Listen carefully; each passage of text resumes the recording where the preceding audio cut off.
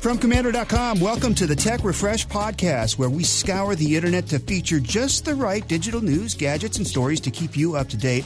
Our promise is if you give us 30 minutes, we'll make sure you're the in-the-know digital source for your friends and family. After an exhaustive nationwide search to find just the right digitally savvy show host, they finally gave up and you got me. I'm Mike James, along with our distinguished panel of experts, starting with the Commando content queen, Annalise Seligman. Welcome, Allie. Hello, hello. And our news director at Commando.com is Ben Bradley. Hi, Mike.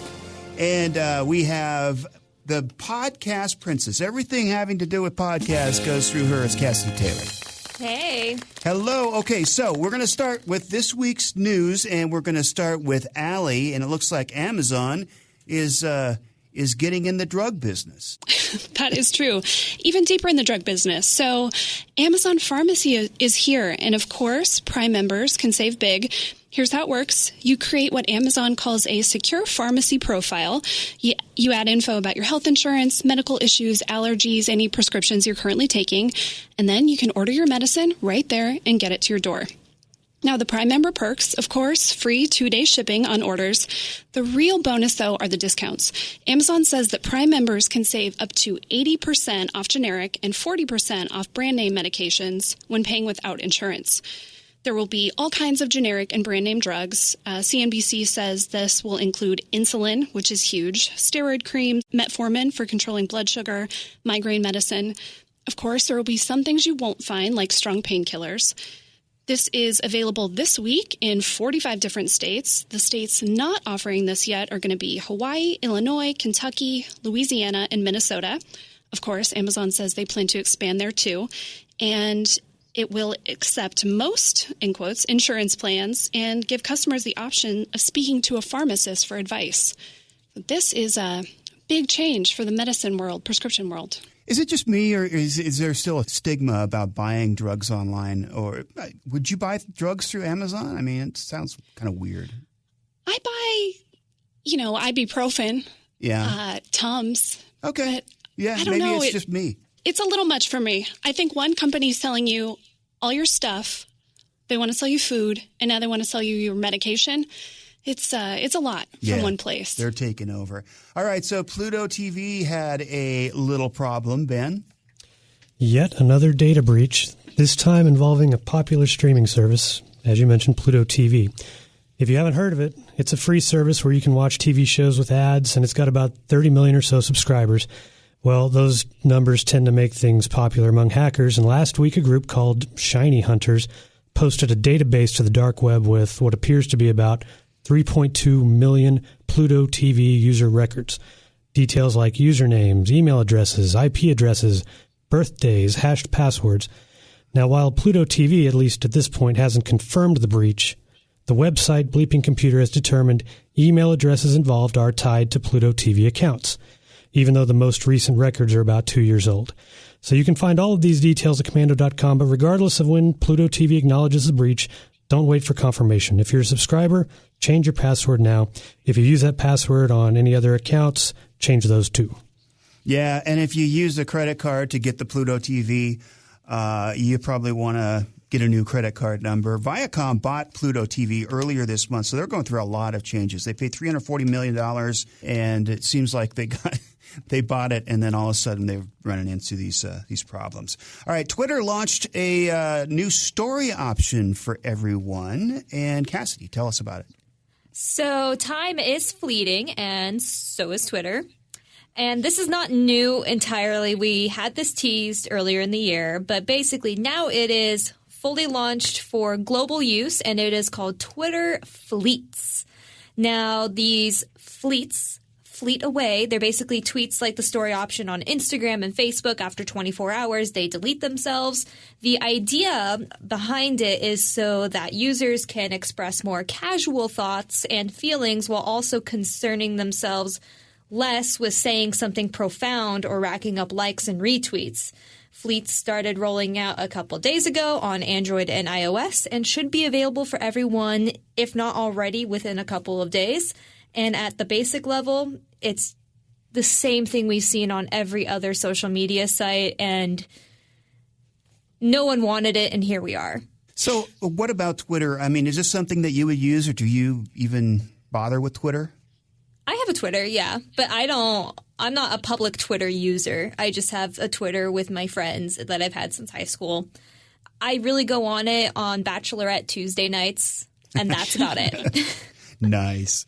All right. So Chrome, there's an update to Chrome, and Allie is going to tell us about it. There is. If you use Chrome, especially on an older computer, you know just how much memory it uses. And if you're on a laptop, you know how much battery it uses, especially if you're like me and you have way too many tabs open. There is a new update, and Google says it represents the largest gain in Chrome performance in years. How? Well, one way is by prioritizing the active tab you're in and not all those other ones you have open.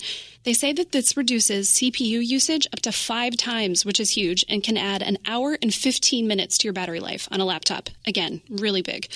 So the browser will also launch 25% faster and load pages up to 7% faster. There are a couple handy new features, too. There's tab search. It's exactly what it sounds like. You can see a list of all your tabs and search for the one you're looking for, even if you have them open across different windows, which is really handy if you aren't so good at the tab management like me. There's also a new security shortcut. You can type certain commands directly into the search bar. One example is delete history. You type that into the search bar and you get a handy little pop-up right there where you can delete your search history. Chrome auto-updates by default, and if you restart your browser, you'll probably get it. If not, it is worth checking to make sure you're on the latest version. So I know you did a story a while back about the Microsoft Edge, and you had switched to Edge. That was probably, I don't know, a couple months ago, a month and a half ago? It was, yeah. I've been using Edge for a while. I like it. It's really the same experience as Chrome. It's built on the same backend. Now that Chrome is faster, I suppose I could switch back, but at this point, I don't really see the use, given that I'm all settled into Edge. But who knows? Maybe Chrome will end up better in terms of performance, and then I'll have to switch back.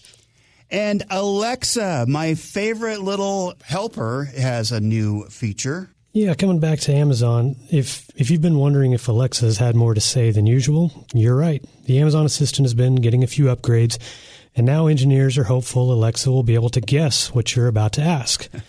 A smart assistant now with the side of ESP. The whole idea is to make interacting with Alexa as natural as interacting with another person, and that requires sophisticated algorithms. And okay, I don't mean Alexa's going to hear your random thoughts and out of the blue reply to your inner monologue or anything like that. But let's say you ask how long it takes to cook something.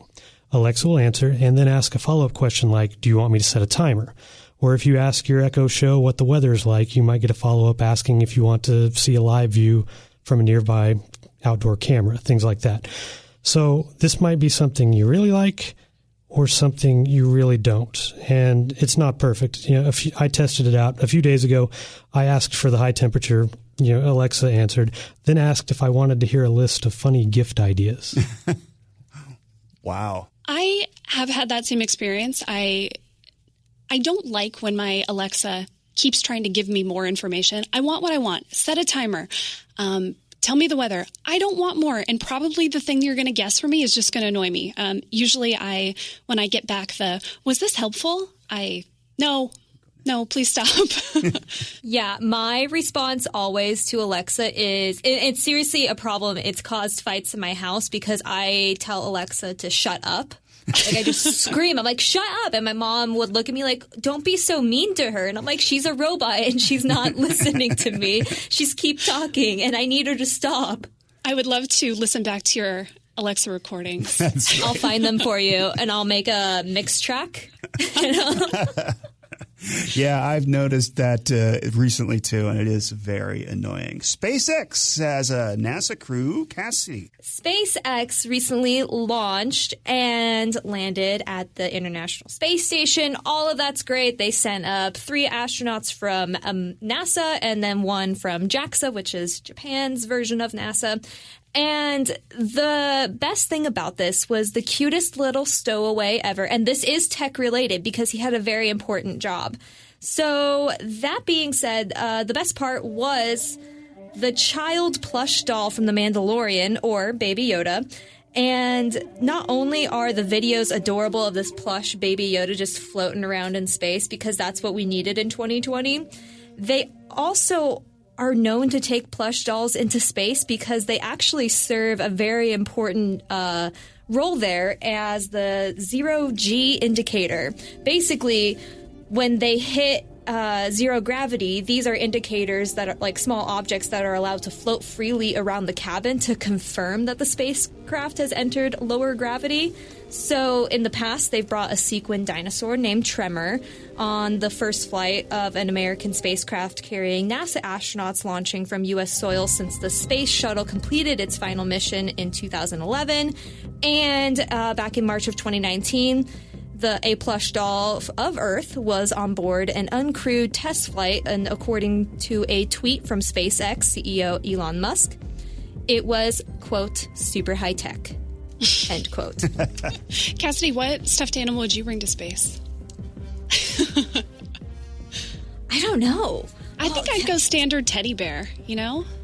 Would you go to space, though? I mean, you got to get that out of the way first. Would you go to space? Then you decide. You wouldn't go to space? What doll would you bring? Teddy bear. I'd go teddy bear. Just maybe my childhood teddy bear. Just a little blue guy.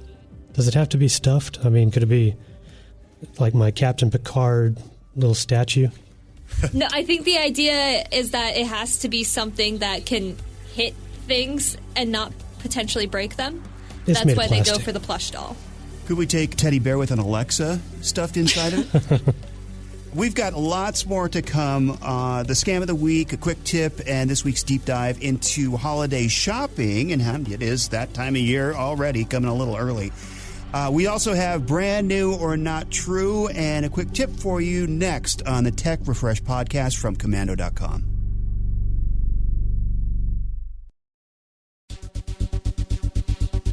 We are back on the Tech Refresh podcast from Commando.com, and before we get to brand new or not true, we have a quick tip we want to share with you, and that's Allie. All right. I looked this up, and it blew me away. Guess how many people use Gmail? You don't have long to guess. It's 1.5 billion. Wow. There are so many Gmail accounts. So there's a good chance you lovely listeners might use it, and I know that my co-hosts do. So a couple quick Gmail tips. Did you know you can send an email in confidential mode? You can. You don't have to enable any settings. It's just right there. So confidential mode means that you set an expiration date. And after that date, when the person opens the email, they will just get a message that says this is expired. They also won't be able to forward, copy, print, or download the email. To do this, when you make a new email, there's a little icon at the bottom that shows a lock with a clock face on it, and that's where you set the expiration. So if you want to pretend that you're James Bond, go for it. You can also make the recipient get a text message with a passcode to open your email, which just seems like a fun way to troll your friends. Now, a more useful tip, this is one that I legitimately use this every single day, and that is undo send. I've talked about it before on the radio show with Kim. It's awesome. If you're not using it, you need to. It's one of those things you need to set up before you need it. So go into the settings menu, and then under the general settings, it says undo send, and you can change the time from 5, 10, 20, or 30 seconds.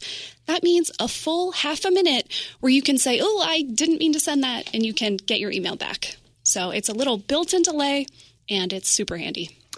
I love that feature. I use it all the time. I set it to 30 seconds. I'm not sure if it works with the calendar or not, too, but I think it does.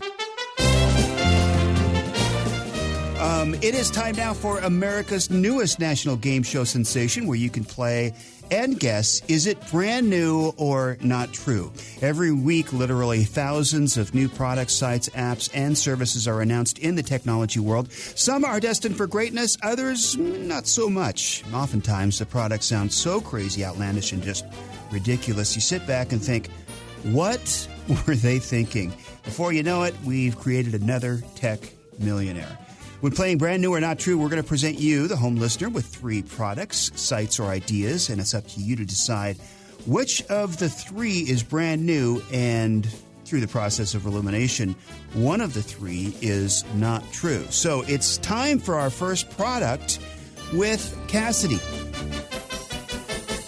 Our first product is the Quirky Egg Minder, and it solves the question as old as time itself. Why can't I connect my egg tray to the internet?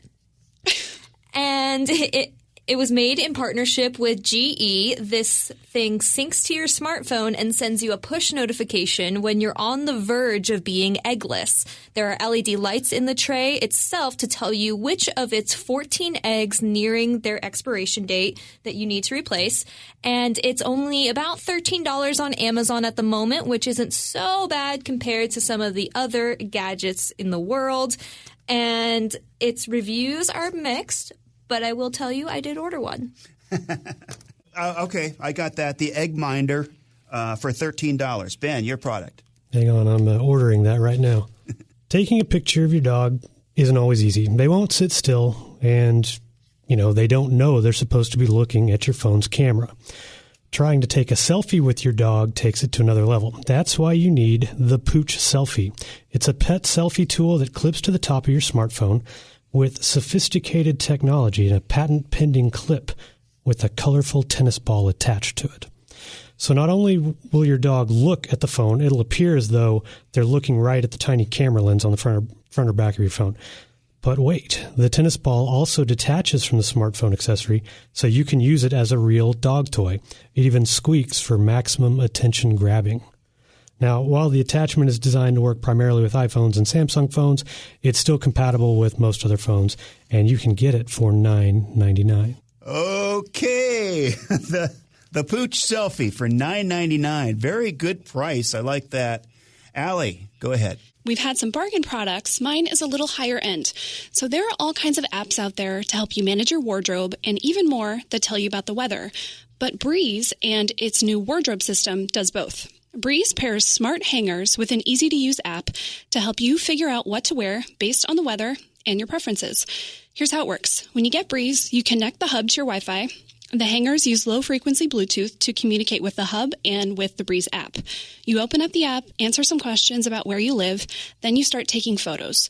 One of each item you'll be hanging on a smart hanger, and you answer a few quick questions about them. Then you hang each item on its designated hanger and put them in your closet. Every morning, you open up the app and you ask Breeze to help you get ready. The hangers for each item Breeze recommends for that day will light up, and the more info you give and the longer you use it, the more it can predict what you want to wear. If you're worried about laundry day, don't worry. Breeze has a quick pairing mode to get everything back in the closet. It does take some work up front, but after that, getting ready is a breeze. The starter pack includes the Breeze Hub along with 50 hangers, and it's $149. If you want more hangers, a pack of 25 is $29. How many hangers does it come with? It comes with 50. I'm going to need like 200. That's right. Yeah, you're going to have to take the add-on packs. Does it include shoes that you're going to wear, or do you have to pick out your own shoes? You're going to have to pick your own shoes, sadly. Bummer. Okay, so we have the Egg Minder. Which holds 14 eggs. That's one of the things I didn't get about that. I would think it would be 12 eggs. Why 14? I guess maybe a couple from the last time. I don't know. But I think the Egg Minder is probably the most likely, as Ben said. That, people could use that. The Pooch Selfie with Ben, I'm sure people would love that, find time for their dogs. It was cheap, though, $9.99, right, Ben? That's right. Yeah, I think to develop that, it would cost more than that, unless it's like a piece of plastic. It's just a clip. All right, so the Breeze is going to help you figure out what to wear.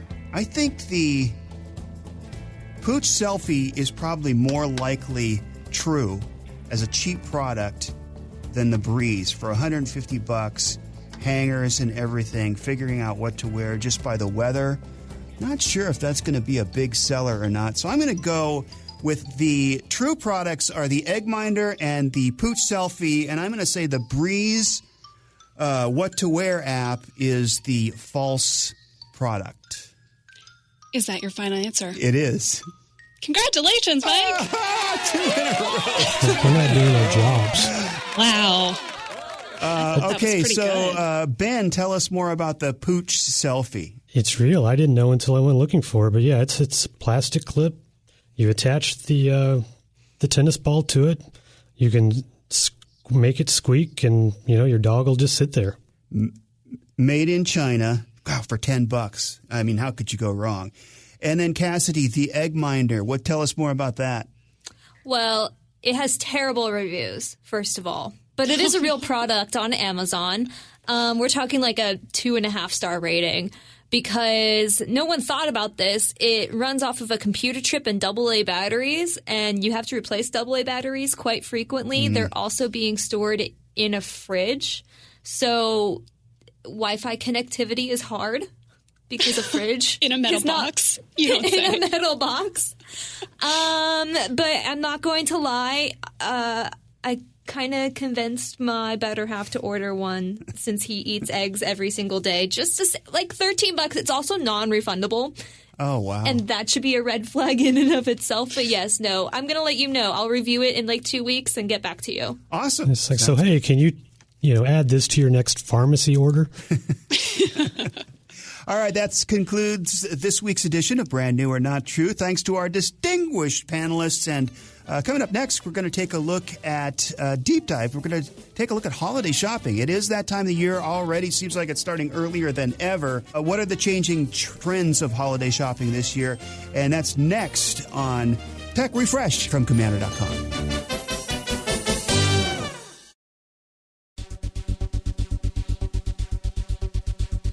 Welcome back to Tech Refresh from Commander.com. Every week we give you the inside scoop on what's going on in tech, so you're in the know and the source of tech information for your friends and family. Every week about this time we take an in-depth look into issues that affect the technology lifestyle, and this week we take a look at holiday shopping. Well, here we are 1 week from Black Friday, and right now during a routine year there would be build-up. You would have pre-sales, you'd have brick and mortar stores kicking things off on Thanksgiving Day, more Black Friday sales online, discounts on Cyber Monday, all of that.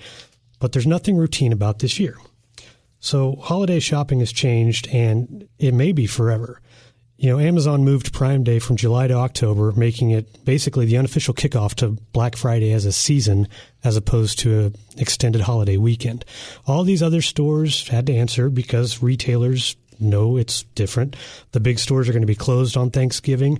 When they open, you're going to have, smaller crowds with big social distancing guidelines, and people might be spending less anyway. So the big push this year, more than ever, is online shopping over a much longer period of time. So as far as the rest of you, are you looking for the deals now, or are you shopping around the usual time frame on Black Friday, Cyber Monday, waiting to see how low prices will go? I'm always a shopping procrastinator. I've never been, the person who has all my Christmas presents ready and wrapped mid-November or even mid-December. So I understand why people are shopping earlier this year. I get it. You don't want the good stuff to sell out. You want the deals, but I haven't started Christmas shopping, and honestly, I don't see myself starting for a little while. I'm just not ready. I at least have to wait till after Thanksgiving. This is something that is hard for me because when I need something during the year or I want something during the year, I just get it. And that's kind of common across my entire family. So we don't open Christmas presents. Like, we don't have that anymore. We've all grown past that. The only people who get Christmas presents in my family anymore are the grandkids and, my siblings, cousins, and they're all their tiny humans that wander around. And even the one tiny human in my life, my sister is giving away a huge dollhouse that she had as growing up because she's just not using it. So I'm just going to put a bow on it and regift it to another kid. So with holiday shopping, that's so much cooler and better than, some junk you buy on the internet. I'm not a huge shopping online or even in a store kind of person. The most dangerous thing to me is Target. And I thought if I, started doing online Target pickup orders, I would be able to avoid the impulse buys. And it doesn't work. So basically, and since living in Phoenix, oh my goodness, I can order something at 8 a.m. on a Sunday and have it on my doorstep by 1. Why do I need to wait for anything? Why do I need to wait for anything? Or any deals when I can have literally every movie ever made on my phone right now? I've started now. I've shocking no one. I've got, I know. But, okay, I'm like Cassidy in that when I need something, I get it through the year.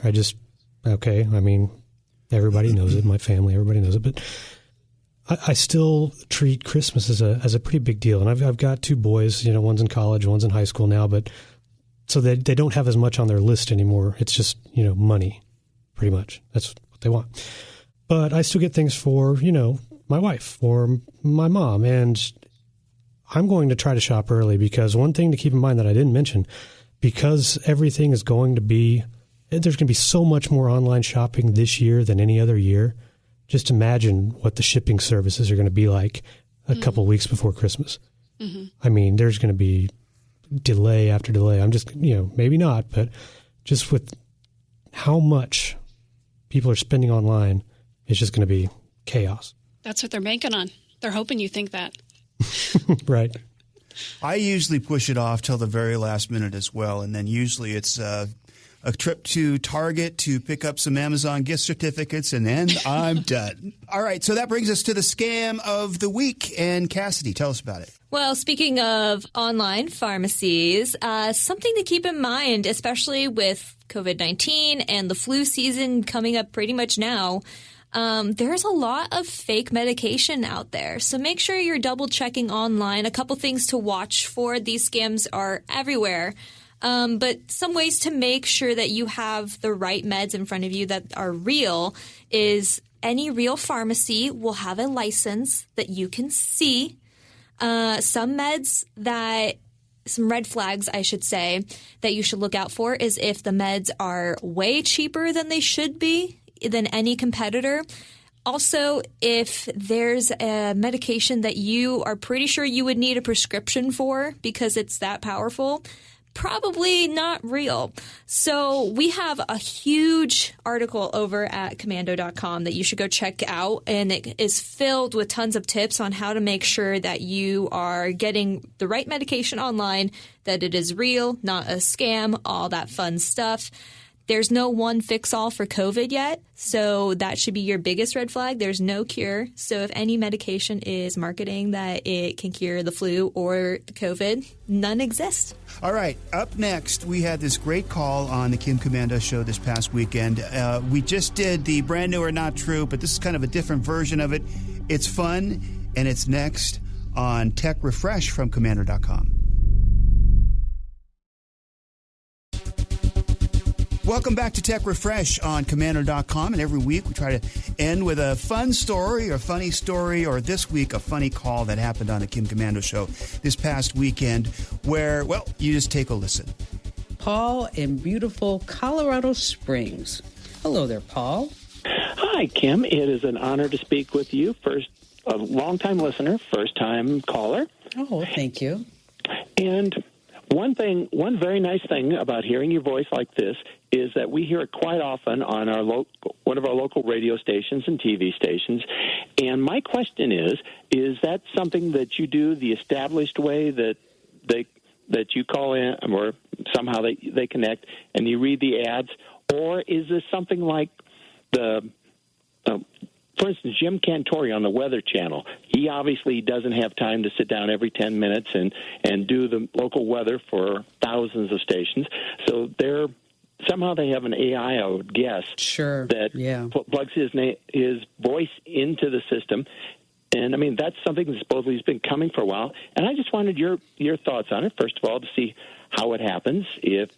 I mean, you are the digital goddess, so right. However you do it is fine with me. And I mean, and it would make absolute sense. And I'll tell you, you're so astute because we are coming out with a program that we've been working on. Well, it's actually been in development for several years. It's called the Communicator, okay? Jeremy and John are IT geniuses. They've been working on it in their spare time. And it's really short for the Commando Communicator. So here's what's happened. I'm on over 400 radio stations. And they all want customized promos and spots and IDs and things like that. But this Communicator is really brilliant. It listens to me on the air. It isolates all of my words and my tone and my cadence.